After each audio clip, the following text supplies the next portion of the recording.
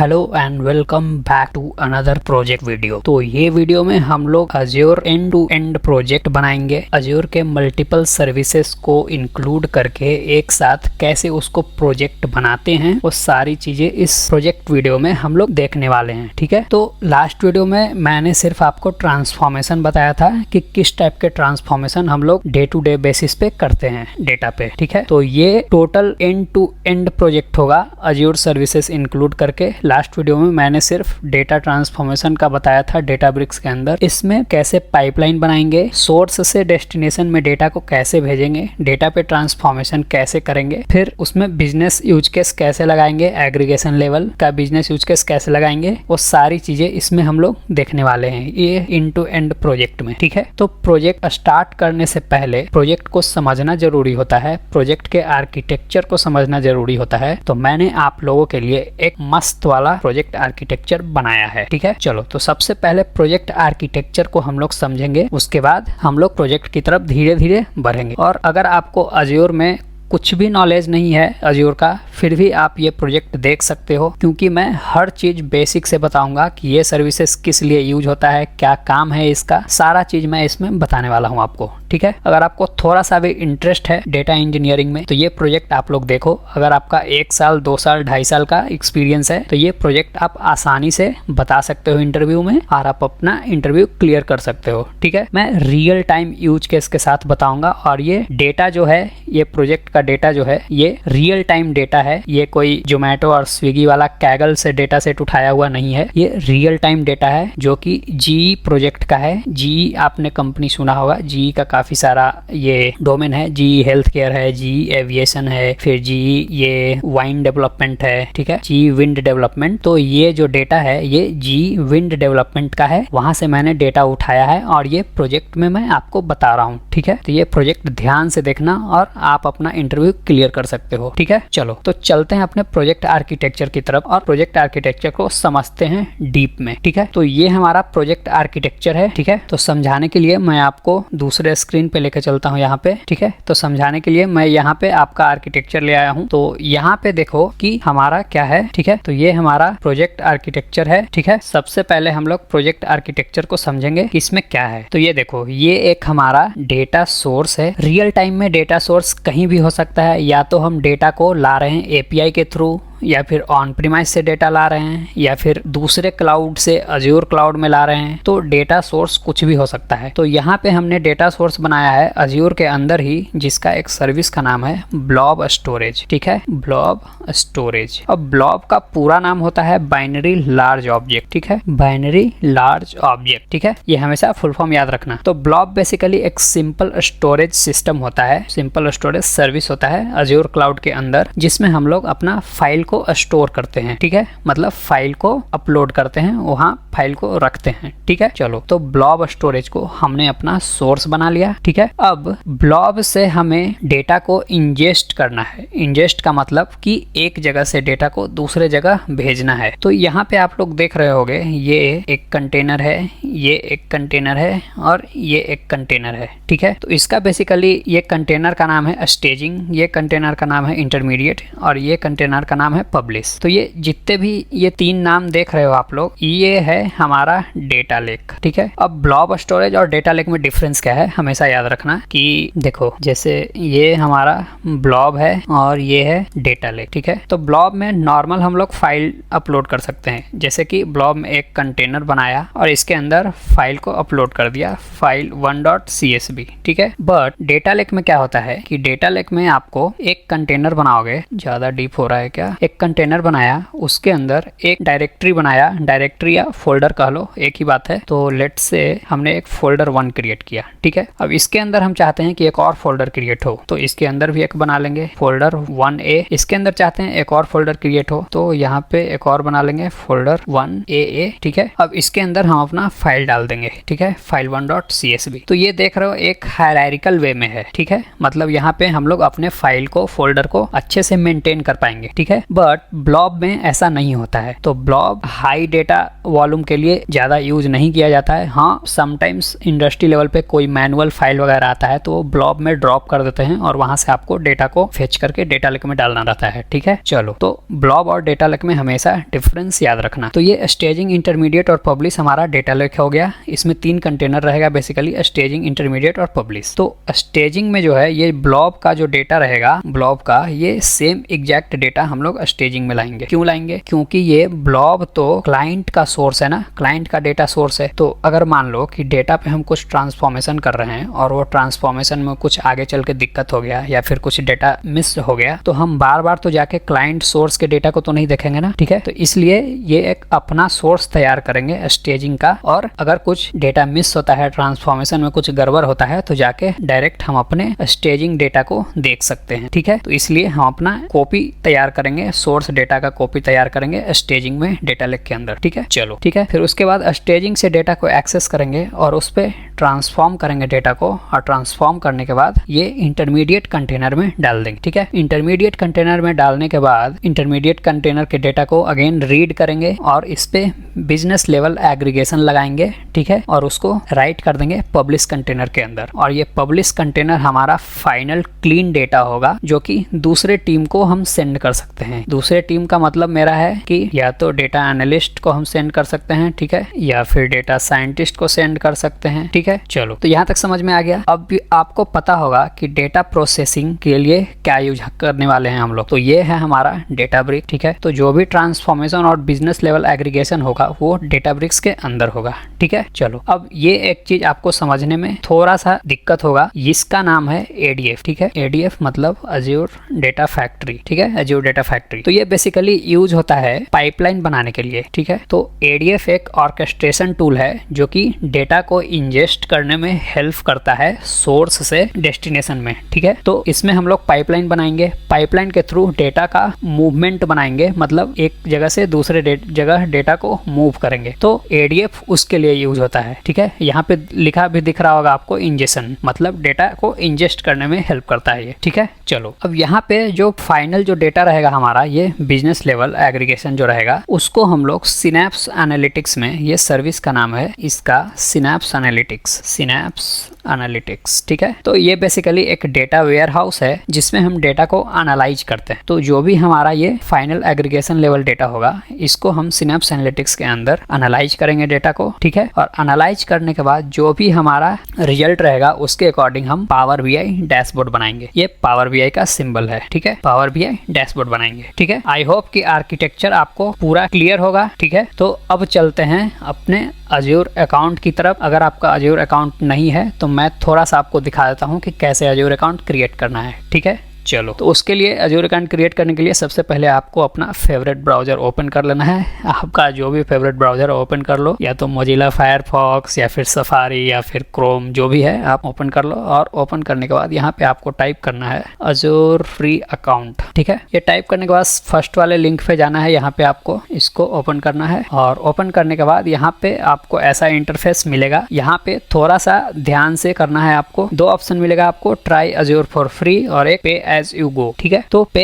As you go आपको नहीं click करना है क्योंकि ये पेड अकाउंट है, ये फ्री अकाउंट नहीं है। ठीक है, आपको क्लिक करना है ट्राई अज्योर फॉर फ्री। इसको क्लिक करने के बाद ये थोड़ा सा टाइम लगेगा, 5 सेकेंड, उसके बाद ये आपका ओपन होगा। तो अगर आपका माइक्रोसॉफ्ट का अकाउंट है पहले से, तो यहाँ पे ईमेल आईडी और OTP डाल के यहाँ पे साइन इन कर लेना। ठीक है, अगर आपका नहीं है तो क्रिएट 1 पे करके क्रिएट कर लेना। ठीक है, क्रिएट 1 पे क्लिक करोगे तो आपका ईमेल आईडी और पासवर्ड ये सब वगैरह सेटअप करना पड़ेगा यहाँ पे। ठीक है, तो मैं बेसिकली यहाँ पे मेरे पास है, इसलिए मैं डायरेक्ट यहाँ पे साइन इन करके दिखाता हूँ आगे का प्रोसेस कि कैसे अज्योर अकाउंट क्रिएट करना है। ठीक है, चलो, तो अब जैसे ही लॉग इन करोगे तो इस टाइप का आपका यूजर इंटरफेस देखने को मिलेगा। तो यहाँ पे आप कुछ राइट साइड में यहाँ पे आप देख सकते हो कि create your Azure free account. तो इसमें आपको 12 मंथ्स के लिए पॉपुलर सर्विसेज फ्री में दिए जाएंगे यूज करने के लिए। उसमें 55+ सर्विसेज हमेशा आपका फ्री रहेगा। ठीक है, और फर्स्ट 30 डेज के लिए, मतलब कि फर्स्ट 1 मंथ के लिए आपको 13,300 रुपीज क्रेडिट किया जाएगा अज्योर के वॉलेट में। मतलब 1 महीना आप जो चाहो अज्योर अकाउंट में सीख सकते हो। तो 1 महीना के अंदर जो भी आपको सीखना रहेगा सीख लेना, ठीक है। मजाक कर रहा हूँ, ये आपका 12 मंथ्स के लिए वैसे फ्री है, ठीक है। तो यहाँ पे आपको राइट साइड में कुछ डिटेल्स वगैरह डालना रहेगा, जैसे country, first name, last name, आपका ईमेल आईडी और आपका मोबाइल। लास्ट में यहाँ पे आपको ये पजल सॉल्व करना रहेगा, तो इसमें ठीक है, इसमें कर लेंगे ऐसे, ठीक है, और इसको सबमिट कर देंगे। सबमिट करने के बाद वेरिफिकेशन कंप्लीट हो जाएगा। तो लास्ट में ये दोनों चेक बॉक्स को इनेबल करना है और नेक्स्ट करना है। नेक्स्ट करने के बाद आपको वेरिफिकेशन के लिए आपका डेबिट कार्ड या क्रेडिट कार्ड का नंबर मांगा जाएगा। सिर्फ वेरिफिकेशन पर्पस के लिए आपका 2 रुपीज कट किया जाएगा, ठीक है। 2 रुपीज कट करने के बाद आपको 24 आवर्स के अंदर वो 2 रुपीज वापस सेंड कर दिया जाएगा आपके अकाउंट। ऐसा नहीं है कि आप अपना क्रेडिट कार्ड या बैंक डिटेल्स वगैरह डाल दोगे तो आपका ये हो जाएगा, आपका हर मंथ पैसा कटते रहेगा, ऐसा नहीं है। माइक्रोसॉफ्ट बहुत बड़ी कंपनी है और ये इंडस्ट्री लेवल पे यूज होती है। ये क्लाउड सर्विसेज प्रोवाइड करता है, तो ऑटोमेटिक पैसा कट नहीं होगा इसमें, ठीक है। तो वेरिफिकेशन पर्पस के लिए जस्ट ये आपको कार्ड डिटेल्स मांगता है, वो आप डाल दोगे, सबमिट कर दोगे तो आपका अज्योर अकाउंट लॉग इन हो जाएगा, ठीक है। चलो, तो मैं अपने अज्योर अकाउंट में लॉग इन कर लेता हूँ। ये अगेन मांग रहा है, तो ऐसे इसको कर देंगे, ठीक है, सबमिट कर देंगे। Okay, not quite, try again, right, one more we have to do it. Okay, now ठीक है। तो यहाँ पे अपना कार्ड डिटेल्स डाल के साइन अप कर लेना है, तो आप लॉगिन हो जाओगे। मैं अपने अज्योर अकाउंट में लॉगिन करता हूँ, उसके बाद हम लोग प्रोजेक्ट की तरफ आगे बढ़ते हैं धीरे धीरे, ठीक है। चलो, तो लॉगिन करने के बाद इस तरीके से आपका कुछ अज्योर अकाउंट का होम पेज दिखेगा, ठीक है। तो यहाँ पे अज्योर सर्विसेज ये थोड़ा देख के घरभरा मत जाना, क्योंकि ये जो भी रिसेंटली आप यूज करोगे या फिर ऊपर यहाँ पे सर्विसेज सर्च करोगे वही सब यहाँ पे दिखाता है, ठीक है। और यहाँ पे आपका रिसेंट टैब जो भी आप रिसेंटली यूज करोगे वो यहाँ पे दिखाएगा, ठीक है। चलो, यहाँ पे आप लेफ्ट साइड में देख सकते हो कि यहाँ पे काफी सारे ऑप्शंस हैं, सारे कुछ सर्विसेज के नाम दिए गए हैं, ठीक है। तो हम आर्किटेक्चर के अकॉर्डिंग देखते हैं कि सबसे पहले हमें क्या चाहिए, ठीक है। तो हमें सबसे पहले चाहिए ये ब्लॉब स्टोरेज चाहिए, एडीएफ चाहिए और डेटा लेक चाहिए, ठीक है, और एक डेटाब्रिक्स चाहिए। तो अज्योर का आर्किटेक्चर क्या होता है बेसिकली कि जैसे देखो, हमें कोई भी सर्विसेज बनाना हो, जैसे देखो हमें बनाना है ब्लॉब, डेटा लेक, डेटाब्रिक और एडीएफ, ठीक है। इतना फिलहाल अभी बनाते हैं, ठीक है। बाकी ये सिनैप्स और पावर बीआई को अभी भूल जाओ, ठीक है। पहले इतना हम लोग बनाते हैं। तो अज्योर में ये सब सर्विसेज बनाने के लिए सबसे पहले हमें चाहिए रिसोर्स ग्रुप, ठीक है। रिसोर्स ग्रुप का मतलब कि ग्रुप ऑफ रिसोर्सेस। तो बेसिकली एक आपको रिसोर्स ग्रुप बनाना पड़ेगा और उसके अंदर सारे सर्विसेज आपको क्रिएट करने पड़ेंगे, ठीक है। तो सबसे पहले एक रिसोर्स ग्रुप बनाएंगे और उसके अंदर सारे सर्विसेज को हम लोग एक एक करके क्रिएट करेंगे, ठीक है। चलो, तो सबसे पहले हम लोग रिसोर्स ग्रुप बनाएंगे। तो रिसोर्स ग्रुप यहाँ पे दिख रहा है, अगर आपको यहाँ पे ना दिखे तो सिंपली यहाँ पे जाना है और आपको सर्च करना है रिसोर्स ग्रुप, ठीक है। सर्च करने के बाद यहाँ पे आपको आ जाएगा, तो यहाँ से इसको क्लिक करके ओपन कर लेना है और इस तरह का कुछ यूजर इंटरफेस आपको देखने को मिलेगा। तो यहाँ पे जस्ट आपको क्रिएट पे क्लिक करना है। क्रिएट पे क्लिक करने के बाद यहाँ पे आपको सब्सक्रिप्शन आपका दिखा देगा। आप फ्री अकाउंट यूज कर रहे हो तो आपका फ्री वाला यहाँ पे दिखाएगा, मेरा पेड वाला है इसलिए डेवलपर प्लान दिखा रहा है, ठीक है। उसके बाद रिसोर्स ग्रुप का आपको यहाँ पे नाम दे देना है, तो हमेशा रेलेवेंट नेम देना है हमेशा। तो हम यहाँ पे दे देंगे नाम GRG। जी मतलब जी हमारा प्रोजेक्ट है, RG मतलब रिसोर्स ग्रुप, ठीक है। उसके बाद आपको यहाँ पे रीजन देना है अपने अकॉर्डिंग, कोई सा भी रीजन आप दे सकते हो, ठीक है। तो मैं यहाँ पे ईस्ट यूएस रहने देता हूँ। उसके बाद नेक्स्ट पे क्लिक करना है और नेक्स्ट पे क्लिक करना है, तो ये वैलिडेट करेगा। वैलिडेट के बाद सब कुछ अगर सही रहा तो क्रिएट पे क्लिक कर देंगे यहाँ पे, तो ये क्रिएट हो जाएगा हमारा। ये देखो रिसोर्स ग्रुप क्रिएटेड, ठीक है। चलो, तो यहाँ पे हम लोग चलेंगे रिसोर्स ग्रुप, तो इसको रिफ्रेश कर लेंगे, तो ये देखो हमारे रिसोर्स ग्रुप बन के आ गया। अब इसके अंदर जाना है। अब मैंने क्या बोला था कि कोई भी सर्विसेज क्रिएट करना है तो हम लोग रिसोर्स ग्रुप के अंदर क्रिएट करेंगे, ठीक है। तो सबसे पहले हमें चाहिए ब्लॉब स्टोरेज। तो ब्लॉब स्टोरेज बेसिकली सर्विस का नाम नहीं है, यहाँ पे आपको सर्च करना पड़ेगा स्टोरेज अकाउंट, ठीक है। तो स्टोरेज अकाउंट यहाँ पे सर्च करेंगे, ठीक है, और इसको क्रिएट करेंगे यहाँ पे। तो ये देखो हमने रिसोर्स ग्रुप जो बनाया उसके अंदर बना रहे हैं, तो इसलिए बाय डिफॉल्ट यहाँ पे सिलेक्टेड है हमारे रिसोर्स ग्रुप और सब्सक्रिप्शन यहाँ पे रहेगा आपका। उसके बाद स्टोरेज अकाउंट का नाम दे देना। तो ये हम ब्लॉब स्टोरेज बना रहे हैं, ठीक है। तो उसके लिए हम लोग नाम देंगे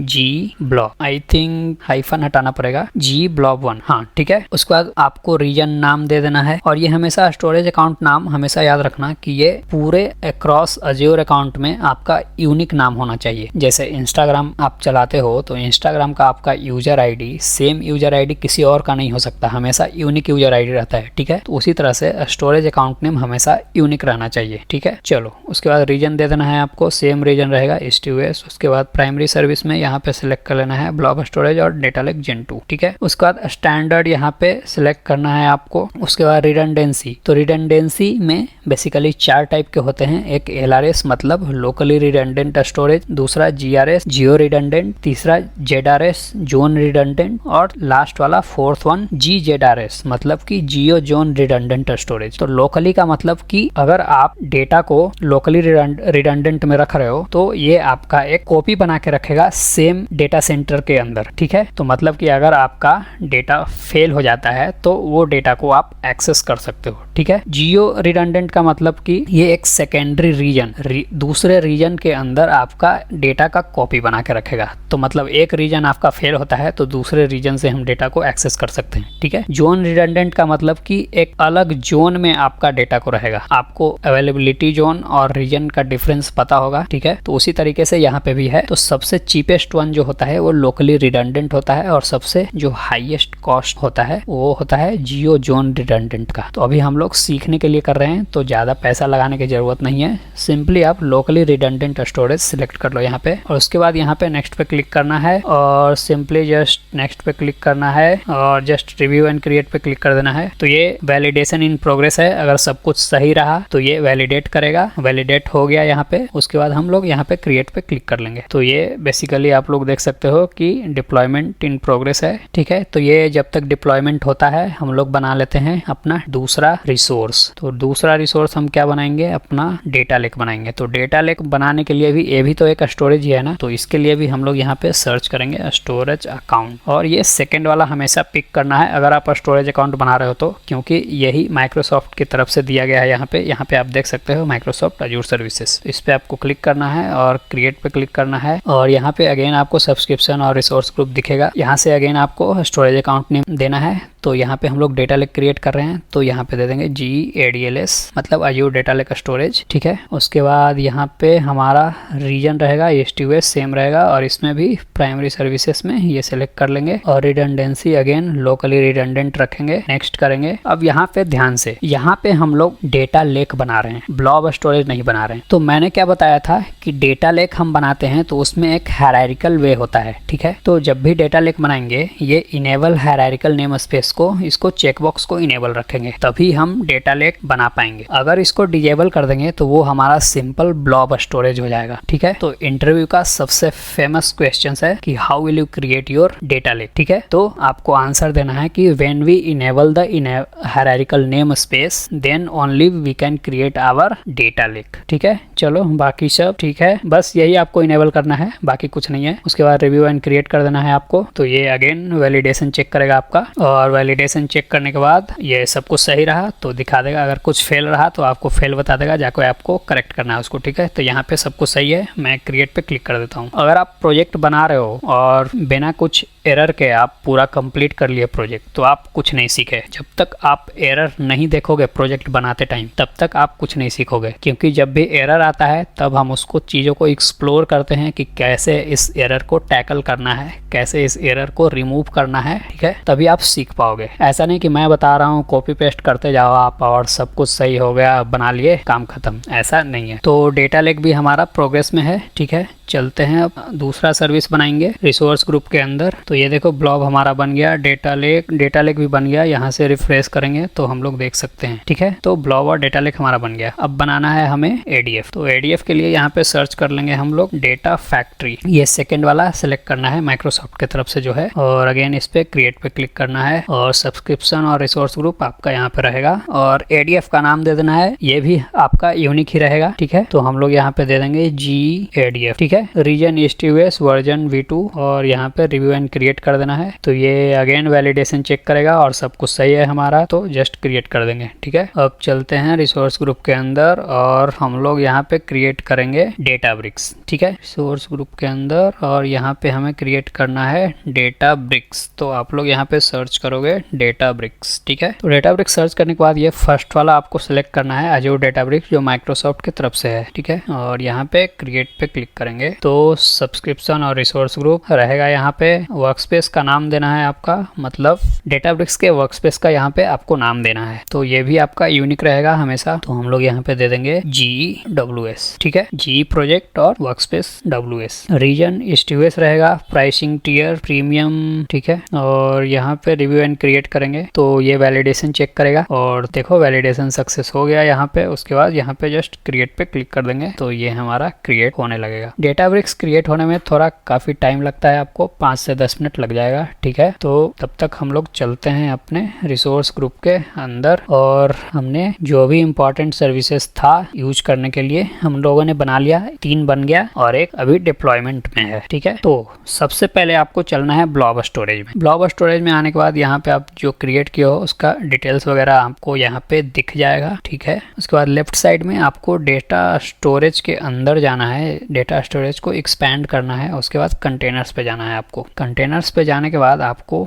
एक कंटेनर बनाना है जिसका नाम देना है सोर्स, ठीक है। उसके बाद क्रिएट पे क्लिक कर देना है, ये आपका सोर्स कंटेनर क्रिएट हो जाएगा, ठीक है। अब इसमें हम डेटा लोड करेंगे। कैसे लोड करेंगे, आपको डेटा कहाँ से मिलेगा, आपको डेटा मेरे गिटहब रिपोजिटरी से मिलेगा। मैं ये लिंक वीडियो के डिस्क्रिप्शन में डाल दूंगा, वहां से आप लोग डाउनलोड कर लेना, ठीक है। तो इसमें आना है, उसके बाद रॉ डेटा सेट पे जाना है और ये 2 फाइल आपको मिलेंगे, दोनों को डाउनलोड कर लेना है। डाउनलोड कैसे करोगे, इस पे क्लिक करना है और यहाँ पे जस्ट डाउनलोड रॉ फाइल पे क्लिक करना है, आपका डाउनलोड हो जाएगा। जाके ब्लॉब स्टोरेज में लोड कर देना है। लोड कैसे करेंगे मैं अभी आपको दिखाता हूँ, फिलहाल डेटा अभी समझ लो। तो ये हमारा एक डेटा है एनर्जी कंजम्पशन का, जो कि GE विंड डेवलपमेंट का मैंने बताया था। तो यहाँ पे देखो कस्टमर ID है, फिर रीडिंग डेट है, एनर्जी कंज्यूम्ड है, फिर टैरिफ कैटेगरी है, पीक आवर्स यूजेज है, ठीक है। तो ये सारे कॉलम्स है इसमें। उसके बाद दूसरा डेटा है हमारा मेंटेनेंस शेड्यूल। तो मेंटेनेंस ID है, टरबाइन ID है, फिर शेड्यूल डेट है, फिर इंजीनियर असाइंड है, फिर मेंटेनेंस टाइप है, कॉस्ट एस्टिमेट USD डॉलर में है, ठीक है। चलो, तो ये दोनों डेटा है हमारे पास। ये दोनों डेटा आपको मिल जाएगा, डाउनलोड कर लेना। डाउनलोड करके इसमें अपलोड कर देना है। तो यहाँ पे अपलोड के लिए अपलोड पे क्लिक करेंगे और यहाँ पे ब्राउज फॉर फाइल्स करेंगे और यहाँ से अपने सिस्टम से लोड कर देंगे इसको, ठीक है। लोड करने के बाद यहाँ पे अगर आप ऑलरेडी सेम फाइल इसमें रखे हो ब्लॉब में तो यहाँ पे कर लेना ओवरराइट ये फाइल्स ऑलरेडी एग्जिस्ट, मतलब कि पहले से फाइल है उसको हटा के ये ओवरराइट कर देगा, मतलब पहले वाले फाइल को हटा के ये वाले को लोड कर देगा, ठीक है। चलो, के बाद ये हमारा फाइल लोड हो गया ब्लॉब स्टोरेज में, मतलब हमारा सोर्स तैयार हो गया, ठीक है। चलो, अब चलते हैं हम लोग अपने डेटा लेक के अंदर। तो डेटा लेक में भी आपको कंटेनर के अंदर जाना है और इसमें मैंने क्या बताया था, 3 कंटेनर बनाएंगे, एक स्टेजिंग, एक इंटरमीडिएट और तीसरा पब्लिश, ठीक है। 3 कंटेनर बना लेंगे बेसिकली यहाँ पे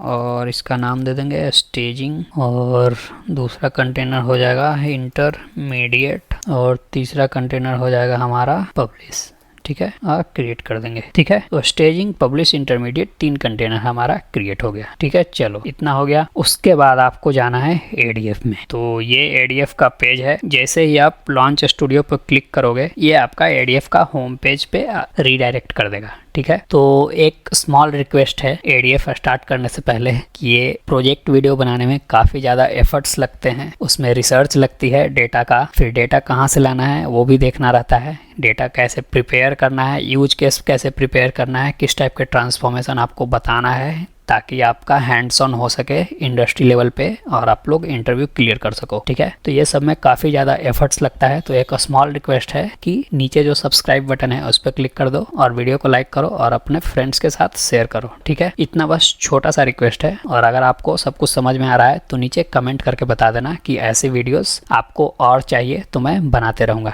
ठीक है। चलो, तो ये आने के बाद लॉन्च स्टूडियो पे आपको क्लिक करना है। लॉन्च स्टूडियो ये ओपन हो जाएगा आपका, ये ADF का होम पेज है, ठीक है। तो यहाँ पे मैंने क्या बताया था कि ADF जो है वो ऑर्केस्ट्रेशन टूल है, डेटा इंजेक्शन के लिए काम आता है। तो यहाँ पे देखो ingest, orchestrate, transform data, configure, SSIS। तो ये बेसिकली 4 फीचर्स हैं ADF के पास, ठीक है। चलो, अब लेफ्ट साइड में इसको एक्सपैंड करेंगे तो ये देखो हमारे पास 4-5 टैब है इधर। तो होम पेज आपने देख लिया ये। फिर ऑथर में यहाँ पे कुछ ऑप्शन है, जैसे पाइपलाइन यहाँ पे हम लोग क्रिएट करेंगे, फिर CDC basically change data capture structure होता है जो इंक्रीमेंटल डेटा में यूज होता है। उसके बाद डेटा सेट है, डेटा सेट में हमारा एक्चुअल डेटा, ठीक है। फिर डेटा फ्लोज है, फिर पावर क्वेरी है। उसके बाद मॉनिटर है, तो मतलब मॉनिटर में जो भी हम पाइपलाइन क्रिएट करेंगे वो पाइपलाइन रन हो रहा है, फेल हो गया, किस रीजन से फेल हुआ, सारा कुछ हम लोग यहाँ पे मॉनिटर कर सकते हैं, ठीक है। चलो उसके बाद मैनेज में देखो कि यहाँ पे देखो कनेक्शन है, सोर्स कंट्रोल है, ऑथर है, सिक्योरिटी है। तो हम इसमें सिर्फ देखने वाले हैं कनेक्शन में दो चीज, लिंक सर्विस और इंटीग्रेशन रन टाइम। तो इंटीग्रेशन रन टाइम बेसिकली दो टाइप के होते हैं, एक होता है अज्योर इंटीग्रेशन रन टाइम, दूसरा होता है सेल्फ होस्टेड, ठीक है। तो क्लाउड से क्लाउड में अगर डेटा माइग्रेट कर रहे हैं, मतलब एक क्लाउड से दूसरे क्लाउड पे गया या फिर अज्योर के अंदर ही एक सर्विसेज से दूसरे सर्विसेज डेटा ला रहे हैं, तो उसमें हम लोग Azure integration run time use करेंगे। और ये हमें इंटीग्रेशन रन टाइम बनाने की जरूरत नहीं पड़ती है, क्योंकि जब भी हम लोग अज्योर डेटा फैक्ट्री क्रिएट करते हैं तो बाय डिफॉल्ट हमें अज्योर इंटीग्रेशन रन टाइम बना हुआ मिलता है। और दूसरा टाइप होता है एक self hosted integration run time. तो self hosted integration run time basically on premise से डेटा को लाते हैं क्लाउड के अंदर, मतलब ऑन प्रीमाइस जैसे मान लो कि SQL सर्वर है हमारा, या फिर पोस्टग्रेस SQL है, या फिर ऑरेकल है। तो ये सारे डेटा सोर्स से हम अज्योर क्लाउड में डेटा को लाते हैं, तो उसके लिए हमें चाहिए होता है self hosted integration run time, और ये आपको क्रिएट करना पड़ेगा। तो अभी बेसिकली हम ब्लॉब से कहाँ ला रहे हैं, डेटा लेक में। तो ब्लॉब भी सर्विसेज है अज्योर का और डेटा लेक भी सर्विसेज है अज्योर का। तो इसमें हम लोग कौन सा यूज करेंगे, अज्योर इंटीग्रेशन रन टाइम। और ये हमें बनाने की जरूरत नहीं है, ऑलरेडी बना हुआ मिलेगा। आपको अगर देखना है तो यहाँ पे इंटीग्रेशन रन टाइम पे जाओ और यहाँ पे देखो ऑलरेडी यहाँ पे बना हुआ है। अगर आपको क्रिएट करना है तो यहाँ पे न्यू पे जाओ और यहाँ पे आप लोग क्रिएट कर सकते हो। यह देखो अज्योर इंटीग्रेशन रन टाइम एक है और एक सेल्फ होस्टेड है। ये SSIS और एयरफ्लो भूल जाओ, ये सब हाई लेवल चीजें है। SSIS बेसिकली वो पैकेज के लिए यूज होता है, तो ये सब अभी मत देखो, ठीक है। मेनली दो ही होता है हमारा, अज्योर इंटीग्रेशन रन टाइम और सेल्फ होस्टेड, ठीक है। चलो उसके बाद हमें क्रिएट करना है लिंक सर्विस। लिंक सर्विस क्यों क्रिएट करना है, क्योंकि हमारा डेटा कहाँ पे है, हमारा डेटा है ब्लॉब के अंदर, ठीक है। हमें कहाँ लाना है, डेटा लेक के पास लाना है, स्टेजिंग कंटेनर में, ठीक है। यहाँ पे डेटा को लाना है। तो किसके थ्रू लाएंगे, हम लोग लाएंगे ADF के थ्रू, ठीक है। ADF के थ्रू हम लोग डेटा को लाएंगे। तो ADF में हम पाइपलाइन बनाएंगे, तो ADF के पास डेटा को एक्सेस रहना चाहिए ना, मतलब ADF से ब्लॉब स्टोरेज कनेक्टेड रहना चाहिए। तो वो कनेक्शन के लिए हम लोग बनाते हैं लिंक सर्विस, ठीक है। कनेक्शन के लिए हम लोग बनाएंगे लिंक सर्विस। तो एक लिंक सर्विस बनाएंगे ब्लॉब से ADF के लिए और दूसरा लिंक सर्विस बनाएंगे ADF से डेटा लेक के लिए, ठीक है। तो link service is just a connection to connect with our ADF with our source और डेस्टिनेशन, ठीक है। चलो तो सबसे पहले हम लोग बनाएंगे लिंक सर्विस। तो यहाँ पे एक मिनट मैं दिखाता हूँ step by step. Link service बनाने के लिए यहाँ पे न्यू पे क्लिक करना है, उसके बाद यहाँ पे सर्च करना है ब्लॉब, क्योंकि हमारा डेटा जो प्रेजेंट है वो ब्लॉब में है। ब्लॉब पे सर्च करके सिलेक्ट करके ओके करने के बाद यहाँ पे आपको अपना लिंक सर्विस का नाम दे देना है। तो मैं यहाँ पे नाम दूंगा सोर्स ब्लॉब LS, ठीक है। सोर्स ब्लॉब LS नहीं, यहाँ पे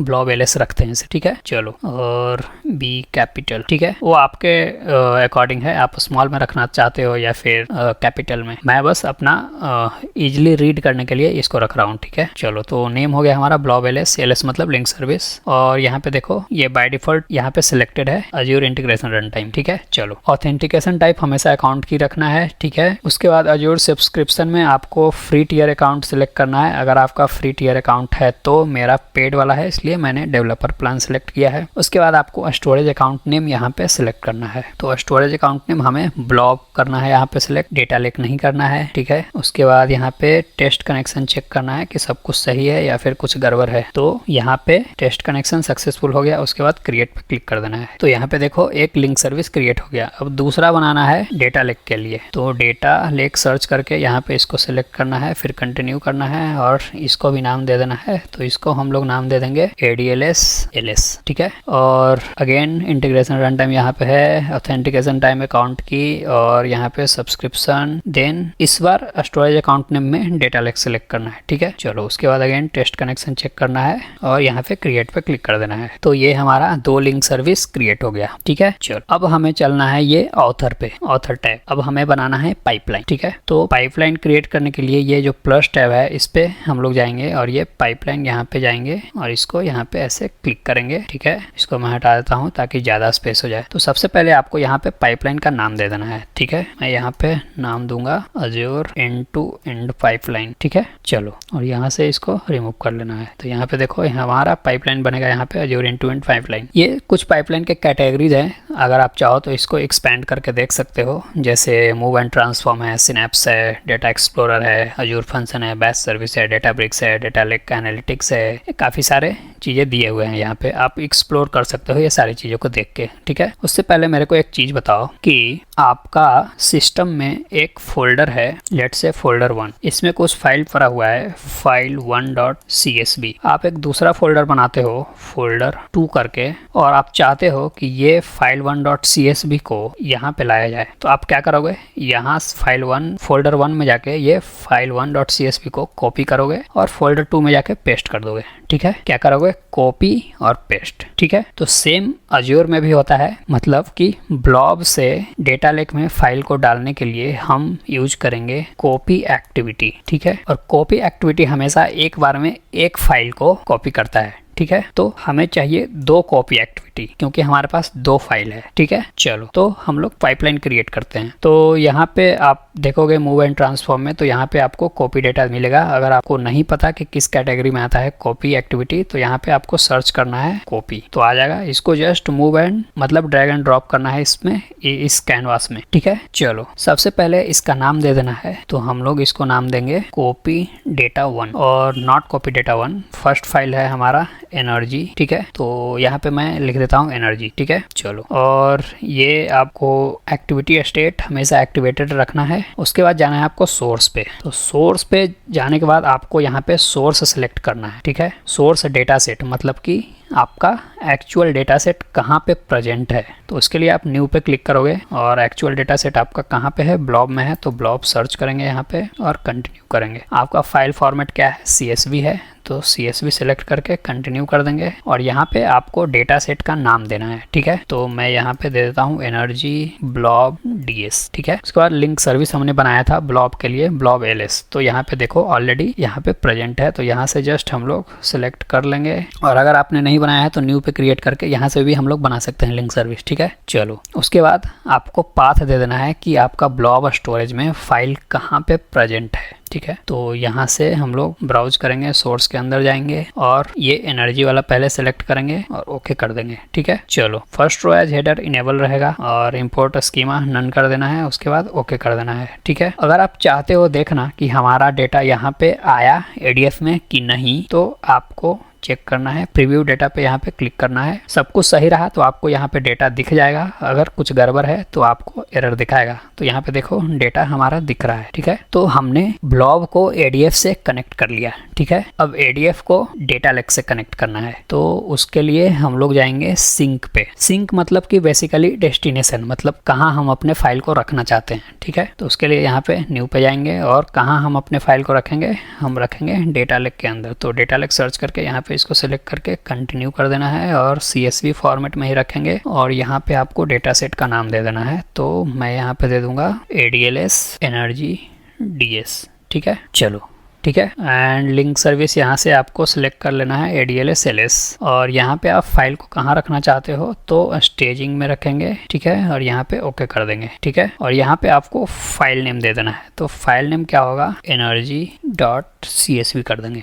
ठीक है, रो एज हेडर इनेबल रहेगा, इंपोर्ट स्कीमा नन रहेगा और यहाँ पे ओके कर देना है। ठीक है, अब ये हमारा पाइपलाइन कॉन्फ़िगर हो चुका है, अब इसको रन करना है। तो उससे पहले मैं आपको लेके चलता हूँ अपने डेटा लेक के अंदर। ये देखो डेटा लेक के अंदर स्टेजिंग कंटेनर में आ गए, तो यहाँ पे अभी कोई फाइल नहीं है। ठीक है, अब इस पाइपलाइन को रन करना है, तो रन करने के लिए जस्ट आपको डीबग पे क्लिक करना है यहाँ पे और ये पाइपलाइन रनिंग स्टेट में आ जाएगा। तो यहाँ पे देखो नीचे रन हो रहा है अभी, तो यहाँ पे आप देख सकते हो कि एक्टिविटी नाम जो भी आपने दिया था वो दिखाएगा, एनर्जी एक्टिविटी स्टेटस मतलब कि रनिंग में है या क्यूड स्टेट में है वो आपको दिखाएगा। एक्टिविटी मतलब कौन सा एक्टिविटी आपने यूज किया है, मतलब कॉपी डेटा एक्टिविटी हमने यूज किया है वो दिखा रहा है। फिर रनिंग स्टार्ट मतलब कि कब से रन हो रहा है ये पाइपलाइन, और यहाँ पे ड्यूरेशन आपको दिखाएगा कि कितना टाइम लगा रन होने में, और इंटीग्रेशन रन टाइम और ये सारा कुछ आपको दिखाएगा यहाँ पे। ठीक है, तो यहाँ पे देख सकते हो कि ये रनिंग स्टेट सक्सीडेड हो गया। उसके बाद आपको जाना है अपने डेटा लेक में अभी तक यहाँ पे कोई फाइल नहीं आया है। इसको रिफ्रेश करेंगे तो ये देखो energy.csv हमारा फाइल आ गया स्टेजिंग के अंदर, ठीक है। तो हमने क्या किया कि ब्लॉब से डेटा को डेटा लेक के अंदर मूव कर लिया, ठीक है। अभी सिर्फ एक डेटा हुआ है। सेकंड डेटा के लिए अगेन इसको कॉपी डेटा को ड्रैग एंड ड्रॉप करेंगे यहाँ पे, और यहाँ पे नाम दे देंगे इस बार टरबाइन, ठीक है। और सोर्स पे जाना है और अगेन आपको न्यू पे जाना है यहाँ पे, और हमारा डेटा कहाँ है, ब्लॉब में है, कंटिन्यू में है। कंटिन्यू करेंगे, CSV सेलेक्ट करेंगे। ये सेम चीज़ है जो अभी मैंने एनर्जी वाला बताया, तो आप वीडियो को पॉज करो और खुद से करो, ठीक है, तभी आप लोग सीखोगे। उसके बाद यहाँ पे आपको नाम दे देना है डेटा सेट का, तो मैं इस बार दे देता हूँ turbine blob DS, okay. Link service select करना है ब्लॉब LS, और यहाँ पे पाथ दे देना है इस बार सेकंड फाइल के लिए देंगे सोर्स के अंदर से। तो सेकंड फाइल हमारा ये मेंटेनेंस शेड्यूल है, ओके कर देंगे। और ये हेडर इनेबल रहेगा, इंपोर्ट स्कीमा नन कर देंगे, ओके, ठीक है। सोर्स हो गया। इसको भी देख लेते हैं डेटा आ गया कि नहीं यहाँ पे। तो ये देखो ये भी डेटा हमारा दिखा रहा है, ठीक है। चलो अब सिंक पे जाना है। सिंक पे जाने के बाद न्यू पे करना है, और again same step data lake search करना है, क्योंकि हम डेटा लेक में स्टोर कर रहे हैं डेटा को स्टेजिंग कंटेनर के अंदर। तो इसमें आपको नाम दे देना है, ये डेटा है हमारा टरबाइन ADLS DS, ठीक है। लिंक सर्विस इसके लिए ADLS LS हो जाएगा, और इसमें पाथ दे देना है सेकेंड डेटा का स्टेजिंग में, और ये यहाँ पे स्टेजिंग में स्टोर होगा, ओके कर देना है, ठीक है। और यहाँ पे फाइल का नाम दे देना है, तो हम लोग रखेंगे turbine.csv, ओके। और इंपोर्ट स्कीमा नन रहेगा, और ओके कर देना है यहाँ पे, ठीक है। तो दोनों पाइपलाइन हमारा बन गया। अब क्या करेंगे कि इसको इससे कनेक्ट कर देंगे, ठीक है। तो देखो फर्स्ट पाइपलाइन हमारा ऑलरेडी रन हो चुका है, तो इसको अगेन रन करेंगे तो वो फाइल अगेन हमारा एक फाइल लोड कर देगा। एक फाइल ऑलरेडी है, तो उसके लिए मैं इसको पहले डिलीट कर देता हूँ, ताकि आपको दोनों फाइल यहाँ पे देखने को मिले, ठीक है। तो दोनों पाइपलाइन को एक साथ रन करने के लिए आप जस्ट डिबग पे क्लिक कर दो, क्योंकि ये ऑलरेडी कनेक्टेड है। तो पहले ये वाला रन होगा, उसके बाद ये रन होगा, ठीक है। तो ये देखो सबसे पहले एनर्जी वाला रन हो रहा है। ये कुछ टाइम लगेगा रन होने में, मतलब 15-20 सेकेंड दोनों को रन होने में। तो यहाँ पे देखो दोनों पाइपलाइन हमारा रन हो गया, ठीक है। तो एनर्जी और टरबाइन दोनों देख सकते हो यहाँ पे सक्सीडेड दिखा रहा है। और कितना टाइम लगा, एनर्जी के लिए 17 सेकेंड और टरबाइन के लिए 13 सेकेंड, ठीक है। चलो अब चलते हैं अपने डेटा लेक में। यहाँ अभी कोई फाइल नहीं है। जैसे ही रिफ्रेश करेंगे दोनों फाइल हमें यहाँ पे प्रेजेंट मिलेगा, ठीक है। तो energy.csv turbine.csv दोनों फाइल हमारा यहाँ पे आ गया स्टेजिंग के अंदर। तो हमने सक्सेसफुली डेटा को मूव कर लिया सोर्स से डेस्टिनेशन में, ठीक है। अब टाइम है डेटा को ट्रांसफॉर्म करना, ठीक है। तो ट्रांसफॉर्म करने के लिए आपको जाना होगा अपने रिसोर्स ग्रुप के अंदर, ठीक है। रिसोर्स ग्रुप के अंदर जाओगे और डेटाब्रिक्स जो हमने सर्विस क्रिएट किया था उसको ओपन करना है। मैं दिखाता हूँ आपको स्टेप बाय स्टेप। तो ये हमने डेटाब्रिक्स क्रिएट किया था, इसको ओपन करना है। और ये ओपन करने के बाद आप डायरेक्ट रीडायरेक्ट हो जाओगे डेटाब्रिक्स के होम पेज पे, ठीक है। तो लॉन्च वर्कस्पेस पे यहाँ पे क्लिक करना है, ये आपको रीडायरेक्ट कर देगा। तो यहाँ पे देख सकते हो कि इधर आपको काफ़ी सारे ऑप्शन मिल जाएंगे। लेफ्ट साइड में ये वर्कस्पेस है, रीसेंट है। रीसेंट बेसिकली आप जो भी परफॉर्म करोगे ये रीसेंट टैब में आपको यहाँ पे दिखेगा, ठीक है। वर्कस्पेस का मतलब कि फोल्डर, ठीक है। वर्कस्पेस मतलब एक फोल्डर बनाएंगे और उसमें नोटबुक बनाएंगे, इससे ज़्यादा कुछ नहीं है, ठीक है। वर्कस्पेस का मतलब ही फोल्डर, बाकी कुछ नहीं। उसके बाद कैटलॉग है, तो कैटलॉग अभी बेसिकली भूल जाओ, क्योंकि कैटलॉग एक बहुत ही एडवांस टॉपिक है। अभी आप लोग स्टार्टिंग स्टेज में हो, तो अभी मैं इस वीडियो में नहीं बता रहा हूँ आपको। जैसे जैसे हम लोग आगे बढ़ेंगे दूसरे प्रोजेक्ट में मैं आपको बताऊंगा कि कैटलॉग क्या है और क्यों यूज करते हैं। जॉब्स एंड पाइपलाइंस है, वैसे बेसिकली आपका अगर 1 साल 1.5 साल 2 साल का एक्सपीरियंस है तो कैटलॉग वगैरह नहीं पूछने वाला है इंटरव्यू में, ठीक है। तो ये जॉब्स एंड पाइपलाइंस है, यहाँ पे आप लोग पाइपलाइन यहाँ पे भी बना सकते हो, जैसे injection pipeline, ETL pipeline, jobs वगैरह यहाँ पे आप बना सकते हो, ठीक है। और नीचे आप देख सकते हो कि कौन सा पाइपलाइन आपका रन कर रहा है, कौन सा पाइपलाइन फेल हुआ है, वो सारा कुछ आपको नीचे दिख जाएगा। उसके बाद कंप्यूट। तो डेटाब्रिक्स में कोई भी चीज़ परफॉर्म करना हो तो सबसे पहले हमें चाहिए क्लस्टर, ठीक है। बिना क्लस्टर के हम लोग कुछ नहीं कर सकते। तो कंप्यूट यहाँ पे बनाएंगे, मतलब क्लस्टर बनाएंगे। तो बेसिकली यहाँ पे काफ़ी टाइप्स के क्लस्टर हमें दिए गए हैं। एक ऑल पर्पस क्लस्टर है, जो कि हम ऑल पर्पस क्रिएट करेंगे तो सब कुछ कर सकते हैं। एक जॉब कंप्यूट है, तो बेसिकली वो पाइपलाइन के लिए यूज होगा। एक सीक्वल वेयरहाउस है, जो कि ये सीक्वल एडिटर के लिए बेसिकली यूज किया जाएगा, ठीक है। बाकी वेक्टर सर्च, पूल्स, पॉलिसीज, ये सब है। तो वेक्टर सर्च एक क्लस्टर ही मान सकते हैं, वेक्टर सर्च को और पूल्स को भी, ठीक है। बाकी पॉलिसीज और ऐप्स को भूल जाओ, वो कुछ नहीं होता, बस वो बेसिकली पॉलिसीज वगैरह है उसमें। चाहो तो आप देख सकते हो, ठीक है। ये सारी चीज़ें आपको यहाँ पे दिख जाएगा। तो पॉलिसीज में आपको दिखेगा कि क्या है। तो यहाँ पे देखो लीगेसी शेयर्ड कंप्यूट है, जो ऑल पर्पस कंप्यूट टाइप में आता है। पर्सनल कंप्यूट भी है, वो ऑल पर्पस में आता है। तो ये सारी चीज़ें आप देख सकते हो खुद से एक्सप्लोर करके, ठीक है। बाकी यहाँ पे जॉब कंप्यूट है, सीक्वल वेयरहाउस है, वेक्टर सर्च है, ठीक है। तो हम लोग क्रिएट करेंगे इसमें ऑल पर्पस कंप्यूट क्लस्टर। तो all purpose compute cluster create करने के लिए आपको जस्ट यहाँ पे क्रिएट कंप्यूट पे क्लिक करना है और इस टाइप का कुछ पेज ओपन होगा। तो सबसे पहले आपको यहाँ पे नाम दे देना है। तो हम लोग नाम रखेंगे इसका G क्लस्टर, ठीक है। और पॉलिसीज़ में अनरेस्ट्रिक्टेड ही रहेगा, और मशीन लर्निंग के लिए हम लोग नहीं यूज कर रहे हैं तो उसको डिजेबल ही रखेंगे।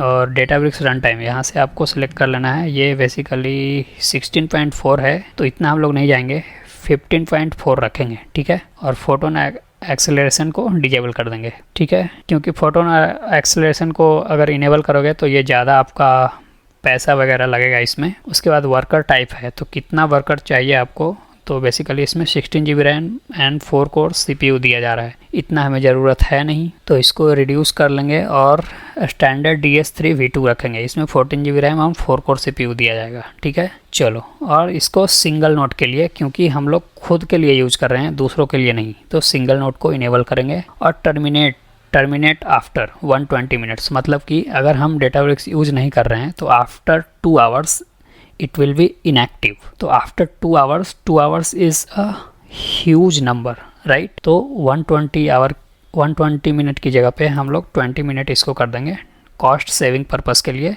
ठीक है। सब कुछ सही है। उसके बाद यहाँ पे जस्ट क्रिएट पे क्लिक कर देना है। तो क्लस्टर क्रिएट होने में थोड़ा टाइम लगेगा, 5 मिनट तो लग जाएगा आपका।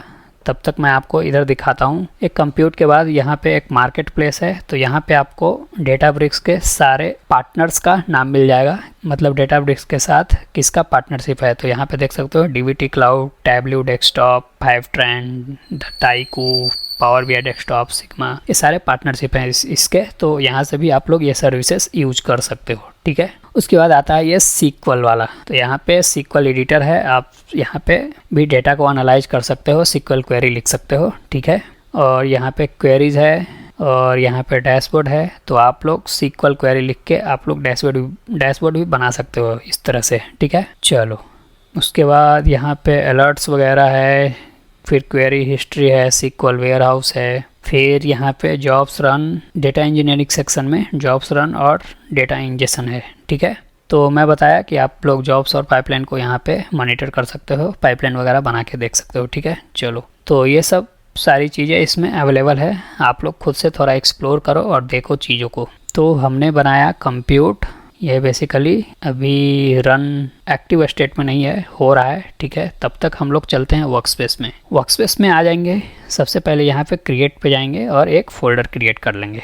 तो हम लोग यहाँ पे फ़ोल्डर का नाम देंगे G प्रोजेक्ट और क्रिएट पे क्लिक कर देंगे। तो ये हमारा एक फ़ोल्डर क्रिएट हो जाएगा, ठीक है। उसके बाद यहाँ पे क्रिएट पे जाएंगे और एक नोटबुक क्रिएट कर लेंगे और इस नोटबुक का नाम दे देंगे यहाँ पे transformation and business use case, ठीक है। चलो, और ये आपका जो डेटाब्रिक्स है ये 14 डेज के लिए आपको फ्री दिया जाएगा। बनाते टाइम हमने देखा था कि ट्रायल वाला 14 डेज का हमने सेलेक्ट किया था, इसलिए ये 14 डेज के अंदर आप लोग ये प्रोजेक्ट को कंप्लीट कर लेना है, ठीक है। चलो, उसके बाद यहाँ पे ये कनेक्ट, तो बाय डिफ़ॉल्ट एक सर्वरलेस क्लस्टर दिया जाता है इसमें, ठीक है। तो इसको भी कनेक्ट करके हम लोग अपना क्वेरी लिख सकते हैं। ये रिसेंटली डेटाब्रिक्स ने लॉन्च किया है सर्वरलेस कंप्यूट क्लस्टर, ठीक है। तो हमने बनाया था वो अभी तो अवेलेबल नहीं है, देख लेते हैं। अभी भी ये रन हो रहा है तो थोड़ा टाइम लगेगा, तब तक हम लोग अपना आगे का काम करते हैं। तो अपने फोल्डर में जाएंगे, अपना ये नोटबुक ओपन कर लेंगे, ठीक है। चलो, तो हमें क्या करना है कि सबसे पहले हमें स्टेजिंग में जो डेटा है उसको डेटाब्रिक्स में रीड करना है। तो उसके लिए पहले मेरे को एक चीज़ बताओ कि हमारा डेटा है डेटा लेक में, ठीक है, और हमें कहाँ रीड करना है इसको, डेटाब्रिक्स के अंदर।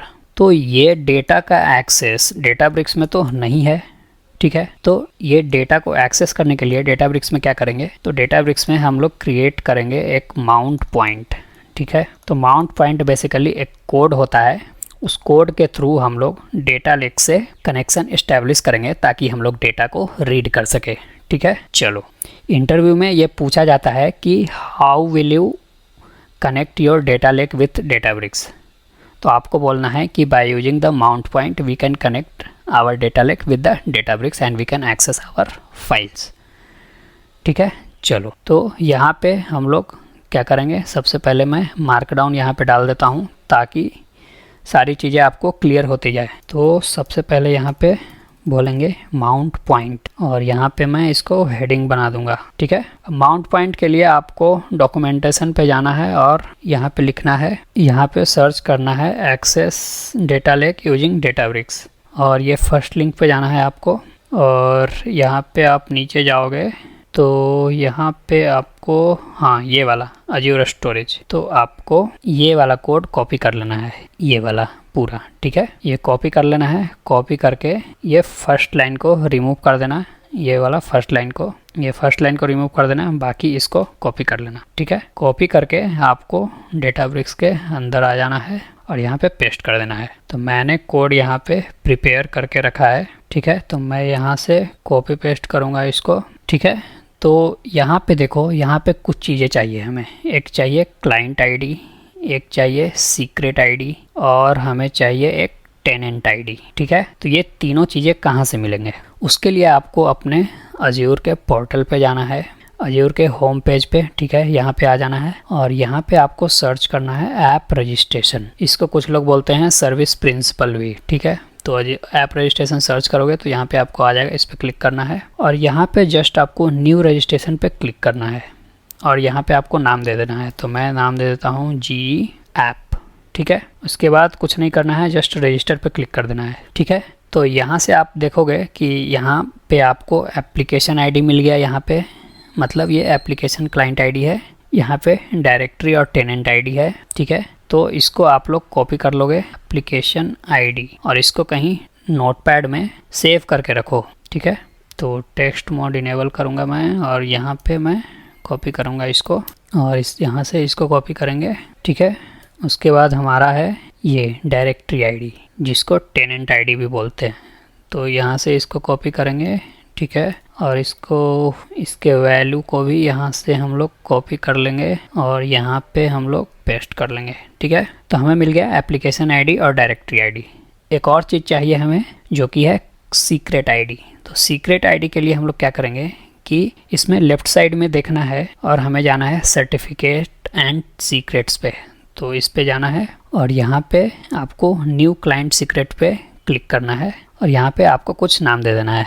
तो जैसे नाम दे दो यहाँ पे जी सीक्रेट, ठीक है, और इसको ऐड कर देना है। तो ऐड करने के बाद यहाँ पे देखो कि जी सीक्रेट वैल्यूज़ मिल गया और सीक्रेट आईडी मिल गया। तो हमें चाहिए सीक्रेट वैल्यू, ठीक है। तो इसको यहाँ पे कॉपी कर लेंगे और ये जब भी बनाओ एक बार में आप एक बार में बनाते हो तो इसको कॉपी करके रख लिया करो, क्योंकि अगर आप इसको पेज को रिफ्रेश कर दोगे तो ये सीक्रेट वैल्यू जो है वो ख़त्म हो जाएगा, आप नहीं देख सकते, ठीक है। बट आप इसको मल्टीपल टाइम्स क्रिएट कर सकते हो, लेकिन आप कोशिश करो कि जब भी क्रिएट करते हो इसको कॉपी करके रख लो। तो हम लोग यहाँ पे कॉपी कर लेंगे और यहाँ पे बोल देंगे सीक्रेट वैल्यू, ठीक है। और समटाइम्स सीक्रेट वैल्यू और सीक्रेट आईडी में कन्फ्यूजन हो जाता है कि कौन सा हमें चाहिए, तो आईडी को भी कॉपी कर लेंगे फॉर द सेफ पर्पस। और ये नहीं, और इसको भी हम लोग यहाँ पे रख लेंगे और इसको बोल देंगे सीक्रेट आईडी और यहाँ से इसको पेस्ट कर देंगे, ठीक है। चलो, हमारा वैल्यू मिल गया। अब चलते हैं अपने डेटाब्रिक्स पे। अब यहाँ पे वैल्यू को फीड करेंगे। फीड का मतलब वैल्यू को डालेंगे, ठीक है। चलो, तो ये क्लाइंट आईडी जो है यहाँ पे हम लोग डालेंगे। तो हमारा क्लाइंट आईडी क्या है, ये फर्स्ट वाला, इसको कॉपी कर लेंगे यहाँ से और इसको यहाँ पे डाल देंगे। ये हमेशा डबल कोट के अंदर रहेगा, याद रखना। डबल कोट या सिंगल कोट कोई भी डाल सकते हो, बट आपको कोट के अंदर ही रखना है। उसके बाद यहाँ पे आपको डालना है सीक्रेट आईडी। तो सीक्रेट आईडी देखो, यहाँ पे मैंने डबल कोट लगाया, सिंगल कोट लगाया है। तो आप सिंगल कोट रखो या डबल कोट रखो, उससे फ़र्क नहीं पड़ता है, लेकिन कोट के अंदर होना चाहिए। तो ये हमारा है, ये सीक्रेट आईडी चाहिए ना, ये सीक्रेट वैल्यू, हाँ सीक्रेट वैल्यू को कॉपी करेंगे और यहाँ पे डाल देंगे सीक्रेट वैल्यू, हो गया, ठीक है। और ये लास्ट वाले में चाहिए हमें टेनेंट आईडी यहाँ पे। तो टेनेंट आईडी को कॉपी कर लेंगे यहाँ से और इसको यहाँ पे पेस्ट कर देंगे, ठीक है। चलो, ये हो गया हमारा। अब हमें ये तो हमने क्रेडेंशियल्स वगैरह दे दिया, ठीक है। अब हमें माउंट करना है अपने स्टोरेज को यहाँ पे। तो माउंट कैसे करेंगे, उसके लिए भी कुछ कोड आपको लिखना पड़ेगा। तो माउंट करने के लिए ये हमारा कोड है और इसमें आपको यहाँ पे देखो, यहाँ पे आपको कंटेनर का नाम देना है, आपके डेटा लेक का कंटेनर का, मतलब आपका डेटा कहाँ प्रेजेंट है। तो हमारा डेटा है स्टेजिंग में, ठीक है, स्टेजिंग के कंटेनर है। तो कंटेनर की जगह पे स्टेजिंग लिखेंगे, फिर @ लगाएंगे और उसके बाद स्टोरेज अकाउंट का नाम लिखेंगे, मतलब डेटा लेक का नाम, ठीक है। तो यहाँ पे हम लोग लिखेंगे स्टेजिंग, ठीक है, क्योंकि स्टेजिंग को हम लोग माउंट कर रहे हैं। और डेटा लेक का हमारा नाम क्या है, GADLS, ठीक है। तो GADLS यहाँ पे नाम दे देंगे, ठीक है। बाकी सब कुछ सही है। अब यहाँ पे माउंट पॉइंट में देखो, यहाँ पे कंटेनर का नाम लिखना है। तो यहाँ पे कंटेनर नहीं, I think directory, but let's see first I will write here container. Mount staging, container को माउंट कर रहे हैं, ठीक है। चलो, अब इसको रन करेंगे। रन करने के बाद मस्त एक एरर देगा, देखना। अभी तक ये क्लस्टर रन नहीं हुआ है क्या, हाँ हो तो गया है, लेकिन ये सर्वरलेस है ना। ये हमारा क्लस्टर देखो रनिंग स्टेट में है, ये एरर देगा अभी। और एरर क्यों देगा मैं आपको बताता हूँ, ठीक है। एरर तो नहीं आया बेसिकली, बट लेट्स सी, ठीक है। ये हमने क्रिएट कर लिया। अब हम लोग फाइल को रीड करेंगे, ठीक है। तो रीड करने के लिए सबसे पहले मैं यहाँ पे मार्कडाउन बना देता हूँ और यहाँ पे इसको लिख देंगे डेटा रीडिंग और इसको हेडिंग बना देंगे और इसको रन करेंगे। अब इसको एक सब हेडिंग बनाएंगे क्योंकि हमारे पास 2 फाइल है। तो सबसे पहले हम लोग रीड करेंगे एनर्जी डेटा को, ठीक है। और इसको मैं जस्ट बोल्ड कर देता हूँ, ठीक है। तो ये हेडिंग हो गया डेटा रीडिंग और एनर्जी डेटा हम लोग रीड कर रहे हैं। तो डेटा रीड करने के लिए क्या करते हैं, सिंपली df = spark.read.format लिखेंगे। और कौन सा फाइल फॉर्मेट है हमारा, CSV है, तो CSV लिख देंगे। यहाँ पे बैकस्लैश देके नेक्स्ट लाइन में आएंगे और यहाँ पे ऑप्शन दे देंगे और ऑप्शन में लिखेंगे इन्फर स्कीमा और यहाँ पे हो जाएगा ट्रू, ठीक है। अगेन डॉट ऑप्शन और यहाँ पे बोल देंगे कि हेडर ट्रू, ओके। और यहाँ पे बोलेंगे लोड। तो डेटाब्रिक्स में जब भी हम डेटा लेक से डेटा को लोड करते हैं तो हमेशा ये वाला फॉर्मेट यूज होता है, AVFSS, ठीक है। तो इसको यहाँ से कॉपी करेंगे और यहाँ पे इसको पेस्ट करेंगे। तो AVFSS स्टेजिंग GADLS dfs.core.windows.net, इसको / देंगे और हमारा डेटा क्या है, energy.csv, ठीक है। अब इसको रन करेंगे। अब हमें डेटा देखना है, तो डेटा देखने के लिए हम लोग यहाँ पे df.display कर देंगे। तो यहाँ पे हमें दे रहा है failure to initialise the configuration for storage windows.net, okay, so just let me remove it first and then let me run it is running, okay। तो बेसिकली हमें एरर दे रहा है ये कनेक्शन में क्या है कि हमने जो ऐप रजिस्ट्रेशन बनाया उसको एक्सेस नहीं है हमारे डेटा लेक का। तो हमने जो ऐप रजिस्टर जो किया उसको डेटा लेक को एक्सेस देना पड़ेगा, ठीक है। तो उसको एक्सेस देने के लिए आपने ऐप रजिस्ट्रेशन पे जाओगे यहाँ पे, और ऐप रजिस्ट्रेशन नहीं, बेसिकली आपको अपने डेटा लेक के अंदर जाना है, डेटा लेक के अंदर जाना है और लेफ्ट साइड में आपको ये एक्सेस कंट्रोल मिलेगा, IM, इस पे जाना है और इस पे जस्ट आपको ऐड पे क्लिक करना है, ऐड रोल असाइनमेंट, और यहाँ पे आपको सर्च करना है स्टोरेज ब्लॉब डेटा कंट्रीब्यूटर। तो यहाँ पे देखो स्टोरेज ब्लॉब डेटा कंट्रीब्यूटर आ गया। तो इसको हम लोग रीड राइट और डिलीट का एक्सेस दे रहे हैं ये पर्टिकुलर ऐप रजिस्ट्रेशन को, ठीक है। तो इसको सेलेक्ट करके नेक्स्ट पे क्लिक करना है। अब यहाँ से आपको सिलेक्ट मेंबर्स करना है कि मतलब आप किसको एक्सेस देना चाहते हो, ठीक है। तो हमने जो ऐप रजिस्टर किया था उसका नाम सर्च करेंगे, तो GE ऐप, ठीक है। GE ऐप एप्लीकेशन 2 क्यों दिखा रहा है, चलो दोनों कर लेते हैं, ठीक है। यहाँ पे सिलेक्ट कर लेंगे और यहाँ पे रिव्यू एंड असाइन कर देंगे। तो ये हमारा रोल असाइन हो जाएगा ऐप रजिस्ट्रेशन को, मतलब SPN को, सर्विस प्रिंसिपल को। उसके बाद हम लोग चलेंगे अपने डेटाब्रिक्स में और इसको अगेन रन ऑल करेंगे। तो वो पुराने वाले कोड को भूल जाओ आप, ये थोड़ा न्यू कोड है जो मैंने डॉक्यूमेंटेशन से सेम टू सेम उठाया है, ये वाला जो मैंने आपको बताया था, ठीक है।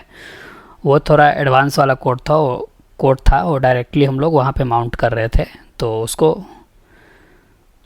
उसमें थोड़ा दिक्कत आ रहा था, तो इसको मैंने यहाँ से उठाया है सेम टू सेम, ठीक है। तो यहाँ पे देखो कि यहाँ पे मैंने GE ADLS दिया है, जहाँ जहाँ GE ADLS है वहाँ आपका स्टोरेज अकाउंट नेम देना है, आपका अपना स्टोरेज अकाउंट नेम। मेरा स्टोरेज अकाउंट का नाम है GE ADLS, इसलिए मैंने यहाँ पे लिखा है, ठीक है। उसके बाद हम लोग यहाँ पे चलेंगे और यहाँ पे एप्लीकेशन आईडी हमें देना है। तो एप्लीकेशन आईडी हमने कॉपी करके रखा था यहाँ पे, तो ये हमारा एप्लीकेशन आईडी हो जाएगा। यहाँ पे हम लोग एप्लीकेशन आईडी डाल देंगे। उसके बाद हमें डालना है यहाँ पे सीक्रेट क्रेडेंशियल, ठीक है। तो इसको भी हमने कॉपी किया था सीक्रेट वैल्यू को, ठीक है। यहाँ से इसको कॉपी करेंगे और यहाँ पे इसको डाल देंगे डबल कोट के अंदर, ठीक है। उसके बाद लास्ट लाइन में है हमें डालना है यहाँ पे डायरेक्टरी आईडी यहाँ पे, ठीक है। तो इसको कॉपी करेंगे पहले डायरेक्टरी आईडी को यहाँ से, ठीक है। और यहाँ पे हम लोग डाल देंगे डायरेक्टरी आईडी को, ठीक है। चलो अब इसको रन कर देंगे, ठीक है। ये रन हो गया। अब डेटा रीडिंग करना है। तो ये कनेक्शन इस्टेब्लिश करना थोड़ा सा डिफ़िकल्ट होता है, ये एज्योर में डेटा लेक से डेटाब्रिक्स को कनेक्शन इस्टेब्लिश करना, तो इसमें थोड़ा घौंच पौंच हो जाता है, ठीक है। तो ये वाला कोड आप लोग लिखना, आपका काम करेगा, ठीक है। अब स्टोरेज अकाउंट स्टेजिंग डायरेक्टरी के अंदर हम चाहते हैं कि जितने फाइल हो वो हम देखना चाहते हैं। तो उसके लिए ये आप लोग एक लाइन यूज करोगे कोड का dvutils.fs.ls, ठीक है। और इसमें avfss:/ यहाँ पे आपको अपना कंटेनर का नाम देना है। तो हमारा कंटेनर है स्टेजिंग @स्टोरेज अकाउंट नेम। तो स्टोरेज अकाउंट नेम है हमारा GE ADLS। उसके बाद .dfs.core.windows.net रहेगा और इसको यहाँ पे हम लोग हटा देंगे, ठीक है। इसको रन कर देंगे।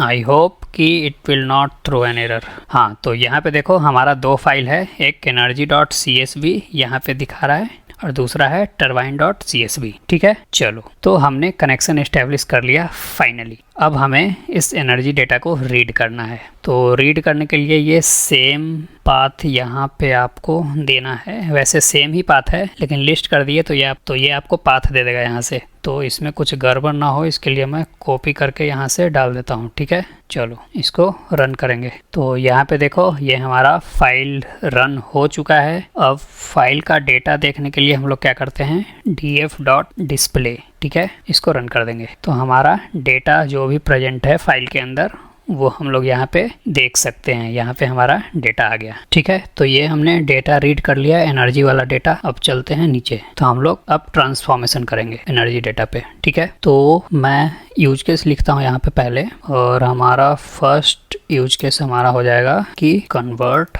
यूनिट्स नॉर्मलाइज्ड एनर्जी कंजम्पशन, ठीक है। तो लेट्स से कि एनर्जी कंजम्पशन हमारा हो रहा है यहाँ पे kWh में, ठीक है। तो मैं चाहता हूँ कि अगर kWh KWH में ना हो और दूसरे यूनिट में हो, जैसे WH में हो, तो हम लोग यहाँ पे क्या कर सकते हैं। ठीक है, तो उससे पहले मैं कुछ यहाँ पे कॉलम को रीनेम करके दिखाऊंगा। ठीक है, तो मैं यहाँ पे ये फर्स्ट बिजनेस यूज केस से पहले कुछ कॉलम रीनेम करेंगे। उसके लिए df रीनेम यूज कर लेते हैं। df rename equal to df dot with column rename नहीं यूज करेंगे, क्योंकि ऑलरेडी पिछले वीडियो में मैं ये फंक्शन आपको बता चुका हूँ। तो विथ कॉलम रीनेम काफी इजी है। अब मल्टीपल कॉलम्स को एक साथ कैसे रीनेम करते हैं वो मैं सिखाता हूँ आपको। ठीक है, तो उसके लिए आपको लिखना है सिलेक्ट EXPR, सिलेक्ट एक्सप्रेशन जिसको बोलते हैं, और इसमें सारे कॉलम का नाम लिख देंगे। ठीक है, तो इंटर दबाया मैंने, मतलब टैब दबाया तो सारा कॉलम आ गया। तो यहाँ पे देखो कस्टमर आईडी है, रीडिंग डेट है, टैरिफ कैटेगरी है। ठीक है, फिर एनर्जी कंज्यूम्ड KWH है। ठीक है,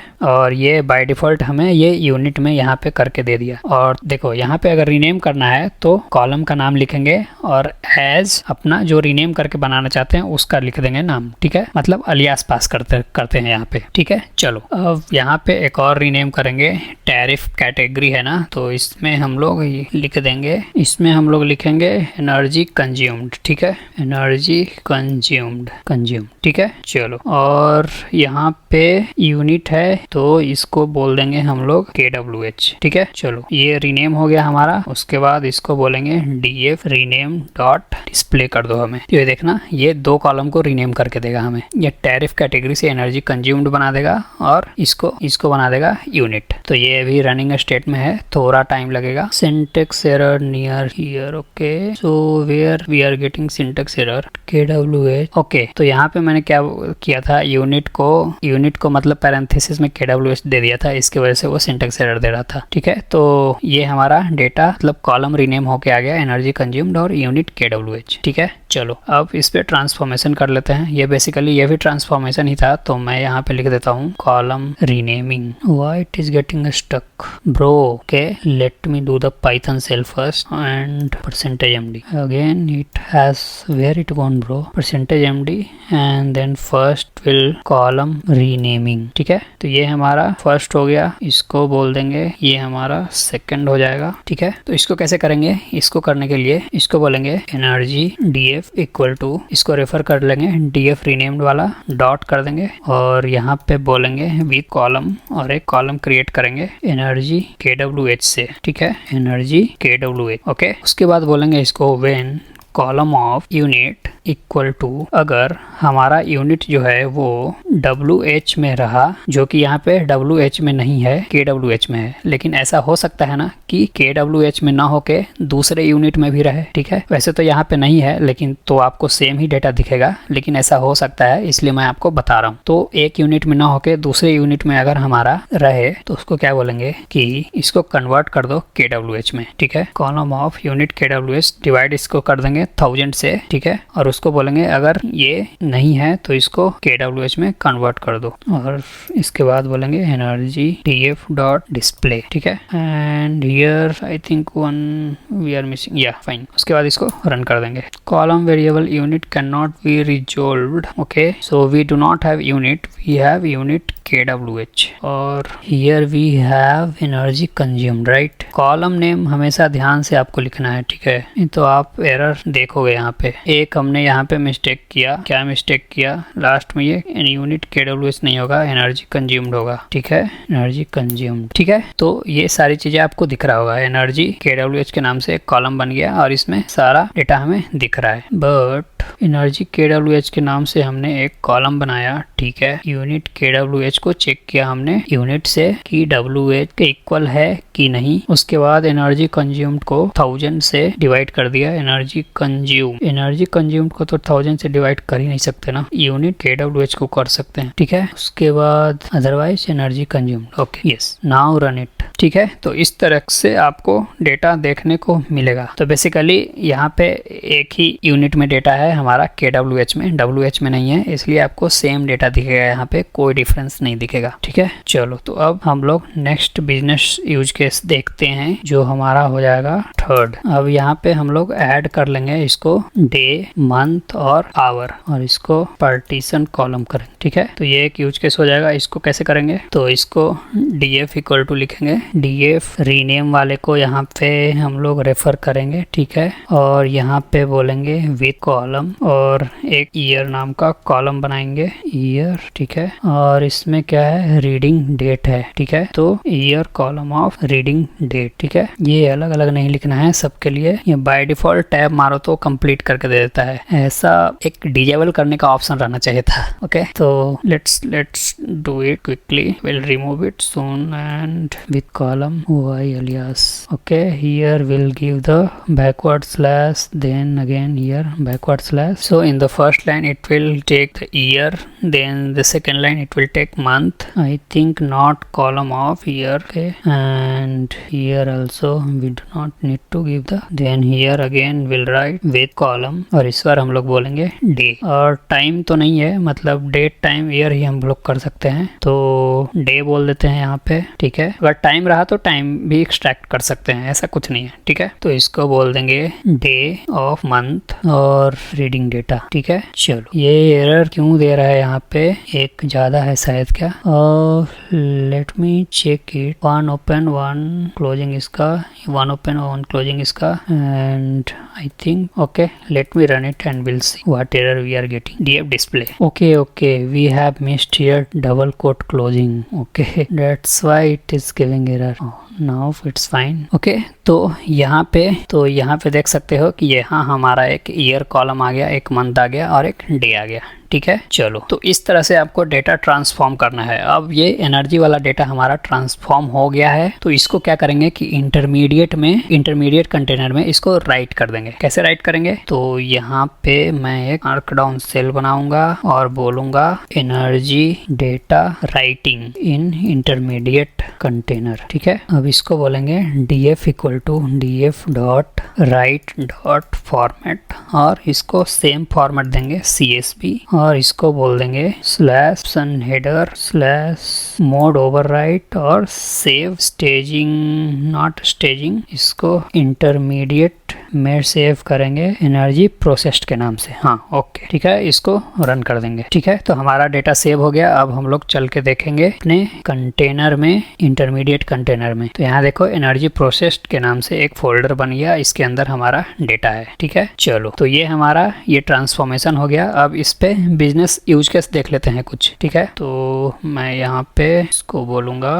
business use cases on not on, यहाँ पे लिख देता हूँ मैं एनर्जी डेटा पे, ठीक है। और इसको मैं हेडिंग बना दूंगा, ठीक है। तो पहला बिजनेस यूज केस रहेगा हमारा, तो पहला बिजनेस यूज केस हम लोग निकालेंगे daily energy consumption by region, ठीक है। मतलब कि पर रीजन कितना डेली एनर्जी कंज्यूम हो रहा है, ठीक है। तो इसका यूज केस कैसे लिखेंगे, उसके लिए एक हम लोग डीएफ बनाएंगे, DF equal to DF dot, और हम लोग इसको बोलेंगे, हम लोगों ने लास्ट वाला ही डीएफ को राइट किया, हाँ ये वाला डीएफ राइट किया है, ठीक है। चलो, तो df डॉट, अब देखो इंटरमीडिएट में डेटा हमारा क्लीन होके आया ना, तो इंटरमीडिएट डेटा को पहले रीड करना पड़ेगा, ठीक है। तो यहाँ पे ऑलरेडी यहाँ पे हमने जस्ट सेव किया है, तो यहाँ पे मैं रीड करके नहीं बता रहा हूँ, डायरेक्ट हम यूज केस इस पे लगा रहे हैं और पब्लिश लेयर में इसको सेव कर देंगे, ठीक है। क्योंकि ऑलरेडी हमने यहाँ पे स्टोर किया है इंटरमीडिएट में सेम डेटा, तो यही डेटा को मैं यहाँ पे रेफर कर लूंगा, रीड करने की जरूरत नहीं है यहाँ पे, ठीक है। तो df डॉट यहाँ पे हो जाएगा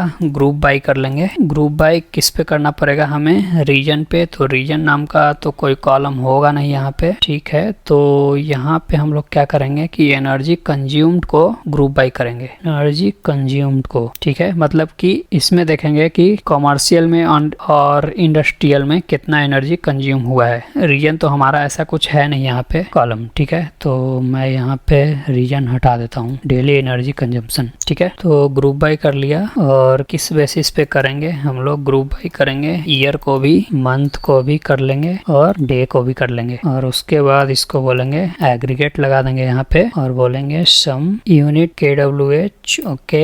और अलियास इसको पास करेंगे टोटल एनर्जी कंज्यूम्ड KWH, और ऑर्डर बाय, ठीक है। ऑर्डर बाय हमें नहीं चाहिए यहाँ पे, और इसको हटा देंगे, ठीक है। अब इसको रन करेंगे। नन टाइप ऑब्जेक्ट है, okay. So we have to import some functions here from PySpark dot SQL dot function import star and PySpark dot SQL dot type import star. ठीक है, एक और कर लेते हैं, PySpark dot SQL dot window import star. ठीक है, run हो जा और रन द कमांड। ओके, तो ये रन हो गया। अब इसको रन करेंगे। Run type object has no attribute group by, why it is saying like this, let me run it. Okay, so the thing is, so I think we have issue with this data, so let me read first this intermediate data. First I will read it here. So df dot read, okay, schema true. Okay, fine, we read the data here. Now this df we are referring, I hope it should work. Yes.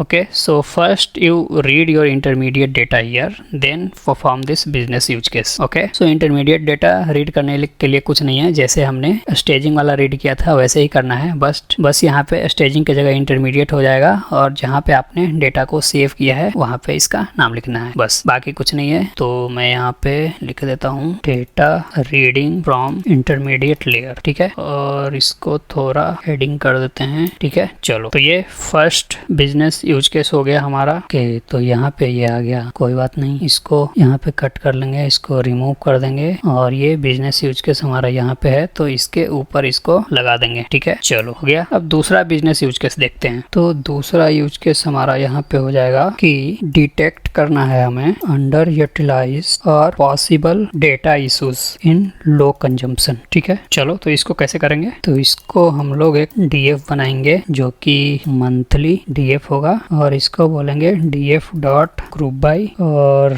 Energy consumed ही रहेगा, year month aggregate energy consumed alias total energy consumed energy KWH, total energy consumed KWH। Okay, alias इसको पास करेंगे total energy में। Okay, total energy और इसको close करेंगे यहाँ पे। ठीक है, अब इसको बोलेंगे मंथली डीएफ डॉट डिस्प्ले। ठीक है, तो देखो यहाँ पे हमारा आ गया। अब इसमें देखो टोटल एनर्जी ये पॉइंट के बाद इतना सारा आ रहा है, तो इसको हम लोग राउंड कर सकते हैं 2 डेसिमल तक। तो यहाँ पे राउंड करने के लिए एक राउंड आगे फंक्शन लगा देना और यहाँ पे कॉमा देके 2 कर देना, तो 2 अप टू 2 वैल्यूज तक ये राउंड अप हो जाएगा। ठीक है, तो छोटी मोटी चीजें हैं, आप लोग खुद से भी करके देखो इसको। तो आई होप कि मैंने काफी कुछ बता दिया इसमें, और जो दूसरा डेटा सेट है वो आप खुद से करो, और अगर नहीं होता है तो मेरे को बताओ, उस पे एक ट्रांसफॉर्मेशन प्रोजेक्ट मैं फिर से बना दूंगा। ठीक है, तो ये एंड टू एंड प्रोजेक्ट था, एक जगह से डेटा को दूसरे जगह हमने मूव किया। और 1 मिनट, इसमें एक चीज बचा है, तो ये तो हमने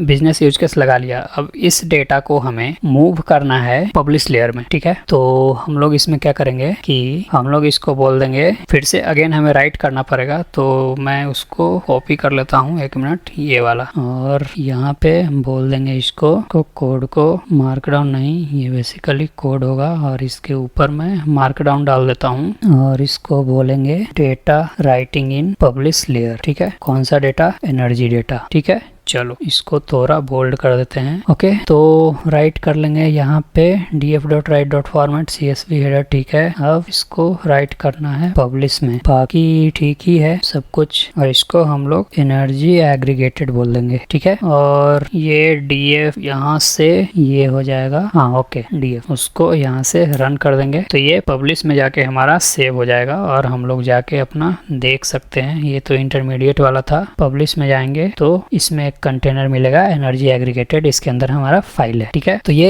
एंड टू एंड प्रोजेक्ट हुआ। हमने सोर्स से डेटा को लाया, डेटा लेक के अंदर एडीएफ के थ्रू, एडीएफ में पाइपलाइन बनाया, एडीएफ में link service, integration, run time, pipeline कैसे बनाते हैं और सारी चीजें हमने एक एक करके देख लिया। ठीक है, पाइपलाइन के थ्रू हमने डेटा को मूव किया सोर्स से डेस्टिनेशन में, मतलब ब्लॉब स्टोरेज से डेटा लेक के स्टेजिंग कंटेनर में। ठीक है, उसके बाद हमने माउंट पॉइंट क्रिएट किया डेटाब्रिक्स के अंदर, हमने डेटा को रीड किया, उसके बाद उस पर ट्रांसफॉर्म किया, डेटा को ट्रांसफॉर्म करके इंटरमीडिएट कंटेनर में डाला, मतलब राइट किया, और फिर इंटरमीडिएट कंटेनर से फिर डेटा ट्रांसफॉर्म डेटा को रीड किया। ट्रांसफॉर्म डेटा को रीड करने के बाद हमने उस पर बिजनेस यूज केस लगाया। बिजनेस यूज केस लगाने के बाद उसको अगेन हमने पब्लिश लेयर में उसको राइट कर दिया। ठीक है, तो ये हमारा एंड टू एंड प्रोजेक्ट था जो कि मैंने आपको यहाँ पे बताया। ठीक है, और यहाँ पे 2 चीजें मैं छोड़ रहा हूँ आपके लिए। ठीक है, कौन सी दो चीजें, ये वाला सिनेप्स एनालिटिक्स और पावर बीआई। तो सिनेप्स एनालिटिक्स बेसिकली इसके पास एक्सेस रहता है डेटा लेक का। तो सिनेप्स एनालिटिक्स आप जब भी क्रिएट करोगे इसमें एक्सेस वगैरह का कुछ इशू नहीं है कि आपको माउंट पॉइंट वगैरह क्रिएट करना पड़ेगा, ऐसा कुछ नहीं है। डायरेक्ट इसके पास डेटा लेक का एक्सेस रहता है। तो आप सिनेप्स एनालिटिक्स बनाओ, इसमें सर्वरलेस सिक्वल पूल या फिर डेडिकेटेड सिक्वल पूल बनाओ और उस डेटा पे एनालाइज करो, उस डेटा पे एसक्यूएल क्वेरी लिखो सिनेप्स एनालिटिक्स के अंदर, ठीक है। उसके बाद जो भी आपका एसक्यूएल क्वेरी होगा उसके अकॉर्डिंग आप पावर बीआई डैशबोर्ड बनाओ। ये दो चीज मैं आपके लिए छोड़ रहा हूँ, ठीक है। और ये दो चीज करके आप मेरे को कमेंट में बताओगे कि आपने ये प्रोजेक्ट पूरा कंप्लीट कर लिया, ठीक है। ऐसा नहीं कि पूरा सब कुछ मैं ही बता रहा हूँ, आप बस देख के कॉपी पेस्ट किए जा रहे हो, उससे आप लोग नहीं सीखोगे। आप खुद से भी कुछ ट्राई किया करो। और इसमें मैंने एक ही डेटा को रीड और ट्रांसफॉर्म करके दिखाया है, आप दूसरा डेटा भी डाउनलोड करो और दूसरा डेटा पे भी ट्रांसफॉर्मेशन अप्लाई करो और बिजनेस यूज केस लगाओ, उसमें दिमाग लगाओ अपना कि क्या कर सकते हैं हम, ठीक है। चलो, तो ये हमारा एंड टू एंड प्रोजेक्ट था। तो अगर आपको ये प्रोजेक्ट वीडियो अच्छी लग रही है तो एक स्मॉल रिक्वेस्ट है आपसे कि चैनल को सब्सक्राइब कर देना और अपने फ्रेंड्स के साथ शेयर करो, ताकि मैं ऐसी प्रोजेक्ट वीडियोस लाता रहूं आपके लिए। और जब तक आप लोग सपोर्ट नहीं करोगे मेरे चैनल को और मुझे, तब तक मैं मोटिवेटेड नहीं हो पाऊंगा ऐसे प्रोजेक्ट वीडियोज बनाने के लिए, क्योंकि इसमें काफी ज्यादा एफर्ट्स लगते हैं, काफी ज्यादा टाइम लगता है। तो आप लोग सपोर्ट करो तभी मैं कर पाऊंगा, ठीक है। तो ठीक है, आप लोग ये प्रोजेक्ट कंप्लीट कर लेना और नीचे कमेंट जरूर करके बताना आप लोग कि ये वीडियो आपको समझ में आ रही है सब कुछ अच्छे से। अगर कोई दिक्कत आ रही है तो वो भी कमेंट में बता देना, मैं नेक्स्ट वीडियो से आपको वो अच्छे से एक्सप्लेन करके बताऊंगा, ठीक है। चलो, तो इस वीडियो को इतना ही रहने देते हैं, बाकी मिलते हैं नेक्स्ट अपने प्रोजेक्ट वीडियो में। तब तक के लिए थैंक यू।